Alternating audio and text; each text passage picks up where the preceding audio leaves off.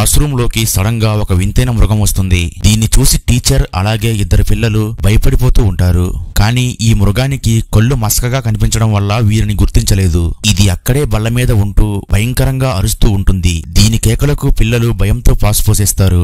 అయితే ఈ చిన్నపిల్ల ఇక్కడ ఉండలేక వెళ్లిపోదామని పైకి లేచి ఈ మృగంతో నన్ను వదిలే నేను బయటికి వెళ్లిపోతాను అని అంటుంది. ఇంతలో ఆ మృగం ఈ చిన్నపిల్ల మీదకు దూకి చంపి తినేస్తుంది. దీంతో వీరిద్దరూ ఇక కదలకూడదు అని నిర్ణయించుకుంటారు. అయితే కాసేపటికి ఈ మృగం బయటికి వెళ్లిపోతుంది. అప్పుడు ఈ టీచర్ అలాగే స్టూడెంట్ ఒంటిపై రక్తాన్ని రాసుకుని వీళ్లు కూడా జాంబీలుగా నటిస్తూ తప్పించుకోవడానికి ప్రయత్నిస్తూ ఉంటారు. అయితే అక్కడ ఉన్న జాంబీలు కూడా వీళ్లను గుర్తించలేవు. దీనితో ఇతడు జాంబీలాగా ప్రవర్తిస్తూ అక్కడ నుంచి తప్పించుకోవడానికి ప్రయత్నిస్తాడు. కానీ ఎదురుగా ఉన్న కరెంటు స్తంభం మీద ఆ మృగం ఉంటుంది. ఇది ఇతన్ని గమనిస్తూ ఉంటుంది. ఇది చూసి ఈ టీచర్ పూర్తిగా జాంబీలా మారి నడుస్తూ ఉంటాడు.